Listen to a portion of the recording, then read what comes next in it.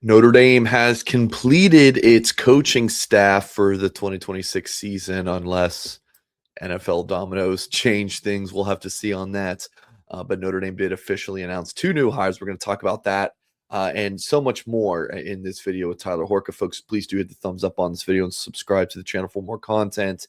Yeah, we'll get to some roster updates from Notre Dame that we saw a couple days ago. But let's start, Tyler, with the news of Aaron Henry officially being hired as Notre Dame's new defensive backs coach, and Brian Jean-Marie, the linebackers coach and run game coordinator. So I don't know if this is something or nothing in your eyes, Tyler, but when Notre Dame tweeted this out on Saturday, you can see the graphic says defensive backs coach and pass game coordinator. But if you go to the story, like Notre Dame's press release on this, you can see co-defensive coordinator and defensive backs coach. So they came out and it said just defensive backs coach and pass game coordinator, and then it was updated to co-DC. So is this something or is this nothing to you, Tyler? Like, what's your take on this? Well, I do think it's something because when you look at job titles in the grand scheme of being a college football coach, you kind of want to ascend and stay at the top. And Aaron Henry was the defensive coordinator at Illinois for the last 3 seasons. And that's no small thing. Like you said, Mike, that is something. So for him to go to Notre Dame and just be the defensive backs coach, I say just be the defensive backs coach, but being the defensive coordinator at a Power 4 program, a Big Ten program like Illinois, that means something. And to him to get a small piece of that pie with that title to be the co-defensive coordinator at Notre Dame, again, does that change? Is that changing what he's doing in the day-to-day? That's what's more important. What does he do when he's inside the Goog? What does he do for Notre Dame on a daily, weekly, monthly basis? But I do think he is a good enough mind and a bright enough mind to have that title and to do some things with that title. So again, to answer it a little more succinctly, yeah, I do think it means something. Yeah, my thought on it is you bring up a good point about like the trajectory of like his career to go from a Big Ten, and Illinois has been decent. Especially I feel like they've been a pretty good team recently. Maybe not the top of the conference, but I don't think at the bottom either. Yeah, to go from a Big Ten DC to just a position coach in Notre Dame, like I think you generally see that as like a not ascending move. Although the Notre Dame defensive backs coach job is probably one of the better position coach jobs in the country right now. I think the thing is a good move for him personally, but there's also the money aspect. Maybe you get some more dollars tacked on when you have that role. Now, does it mean that Chris Ash is a co-defensive coordinator? I don't think so. Like, I I don't was gonna think say they're. make no mistake that this is still Chris Ash's defense. He's calling the shots. He's the top dog. He earned his stripes last year. I think I said it recently. Maybe it was on the 6-pack. Like, forget everything that we said for 2 or 3 weeks about Chris Ash there in September. What Notre Dame did down the stretch, Chris Ash made the Notre Dame defense his own, and they looked, quite frankly, like the Al Golden defense. Like, it got to that point again. So even with this co-defensive coordinator title for Aaron Henry, Chris Ash is the guy leading this Notre Dame defense. Yeah, I'm trying to think. I'm sure there's been scenarios out there where you had a co-DC and then a non-co DC. Like, are they going to update Chris Ash and have it as a co? I don't think so. But like you said, regardless of like the semantics of this, like Chris Ash is running the show, but Aaron Henry, who like Ash worked with and coached, at Wisconsin, is going to be a very important part. And then, yeah, Brian Jean-Marie sliding into the linebackers coach role. I think that was like a veteran, seasoned hire, and someone who will do well on the recruiting front for the Irish. We are in the dog days of the off season, so this is a big talking point, Tyler Hork, and this is one of great interest for Fighting Irish fans, I will say. Some number updates. So we're not going to read through all of these. I did just zoom in a tad so you guys can see it a little bit better. I probably would have to scroll in even more, so you guys got to squint. But yeah, we did get some number changes for the Notre Dame players and the new numbers for the incoming transfers and early enrollees in the 2026 class. I'd say the biggest one here is Christian Gray going back to number 29.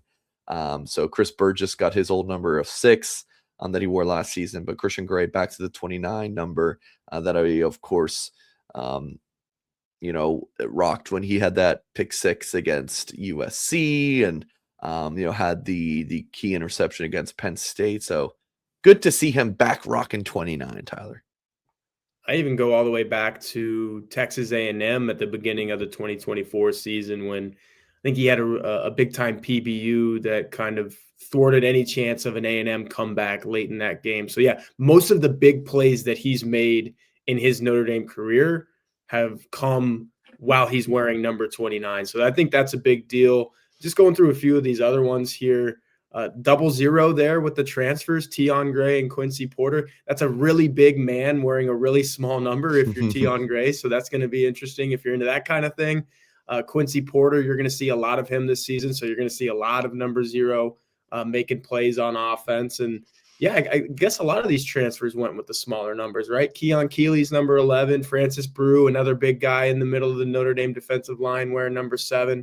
And Mylan Graham, the other Ohio State wide receiver coming in wearing number 3. And you kind of look at the guys who you think are going to play a lot, right? Christian Gray, you got to get used to that switch back from 6 to 29. Dallas Golden might end up being Notre Dame's number 1 nickel man this year, right? He's wearing number 1 instead of number 14 this year. Christopher Burgess could make a big leap in his I guess second season now with Notre Dame. He's going to be rocking number 6. So yeah, if you go to that graphic and you look at it, start training your mind now, because some of these guys that you got used to wearing one number, they're going to be wearing something else here in 2026. Just disappointed that no one on the Notre Dame roster currently has the number 6-7. Tyler, looking at the Notre Dame also put out a new roster. Now, this doesn't include the summer enrollees, which there's 5 of them, including quarterback Teddy Gerard. But this is something that I feel like Notre Dame hasn't put out before, like at this time of the year. So I thought this was pretty cool. No Tyler Buckner listed, as there's a podcast that rumored that he could return for this season, that, he'd have another year of eligibility. But he is not listed. So yeah, was there anything that stood out to you about this?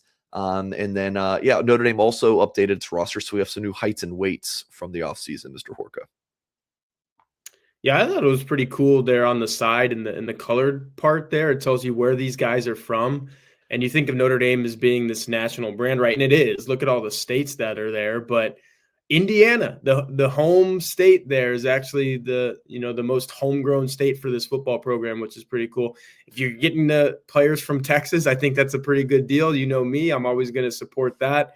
But some of the best high school football is being played in that state. So that was pretty cool to see that. And then, the breakdown by position, and they have the classes there as well. I, like you, Mike, when they put this out. What's that? It's a lot of freshmen. 47, of course, between redshirt and true. That's the other thing that was really interesting in that colored box there is this is a young football team. And we're talking about it as maybe Marcus Freeman's most talented team yet at Notre Dame. The last 2 or 3 seasons, we've kind of been saying the same thing there. But sometimes talent means youth. And it's going to be interesting to see the way that Notre Dame breaks in that youth. And if you look at the first position there with quarterback, we know CJ Carr is a Heisman Trophy candidate, but who's going to be his backup? Is it going to be a redshirt freshman and Blake Hebert? Two true freshmen, no Grubbs, and Teddy Gerard comes over the summer. So every single position there that you see, there's a lot of youth like spread in there, and youth that's going to have to play well for Notre Dame to reach its goals in 2026. Now, that doesn't mean there aren't veterans, because I look at the linebackers and even the offensive line, and you're like, I've seen those names over and over again in multiple seasons now for Notre Dame. And that's a good thing, because they're good players and they've been around for a while. But again, like you said, Mike, 47 freshmen, that's a lot of freshmen. And then you mentioned the weights too. If you go look at some of the heights and weights of some of these guys, yes, there are some that are probably ready to play now, but there are others, Mike, where I look at it and I'm like, that guy probably needs to spend the offseason in Lauren Landau's strength and conditioning program. Yeah. And one other thought about the high number of underclassmen guys, I think there's part of it. It could be a product of if you're not playing, you're looking for other pastures, and Notre Dame just brought in 30 or 25 true freshmen. So that number is only going to increase. It's going to be 52 freshmen, because you're adding a few more true freshmen in the summer. So yeah, it's a huge recruiting class. And yeah, I mean, Notre Dame had some guys go to the NFL, had some guys transfer. So I The think other that's thing just I'll going to say be though, kind of the way of college football. I think it factors in true freshmen with that 40 or redshirt freshman, Yeah, excuse right, me, right. in that number. And as we've seen, redshirt freshmen can do some pretty special things for Notre Dame. CJ Carr was a redshirt freshman last year, and I think you're gonna look at some of those second year guys who did redshirt last year and be like, oh yeah, they're ready.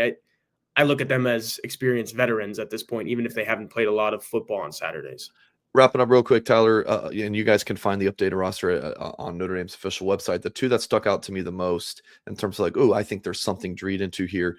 Gerby Lambert lost 13 pounds. He's down to 322, which is crazy. You could lose 13 pounds and be 322 pounds. And then James Flanagan, the redshirt freshman, gained 10 pounds. So I think, Flanagan being a big boy, 6'6", 251 pounds again, I think that he's ready to, take over that tight end one mantle. He'll have competition there, but I do think so.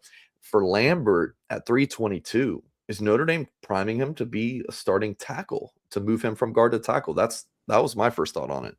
I do think there is some athleticism in mind there when you're talking about Gerby Lambert losing 10 to 15 pounds.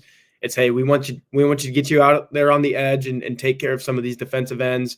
Probably going to need to move a little bit more than you did playing the guard position. So that could be what's going on there. And then with Flanagan on the other end of that, it's, hey man, can you go out there and make a block for us? Can you get off the line and get open and make a big catch? You might need to be a little bit bigger, a little bit more stout to do those things. And I think that's what's in mind there. So yeah, those were two of the not a lot of double-digit weight changes one way or the other, up or down, but those were two of them, and they definitely stood out to me as well. Folks, please do hit the thumbs up on this video. Subscribe to the channel for more content. Head to blueandgold.com for more coverage of the Fighting Irish. Thank you guys for watching, and we'll catch you next time.